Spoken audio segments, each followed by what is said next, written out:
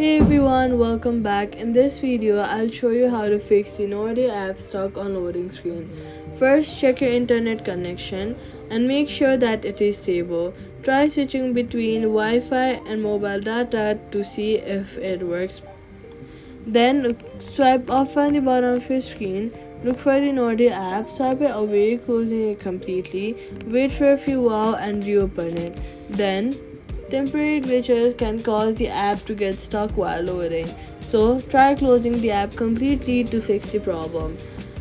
Now restart your phone to refresh the system and remove background issues. Make sure the Nordea app is updated. Head over to the App Store or Play Store, search for Nordea and make sure the app is updated to the latest version from the App Store.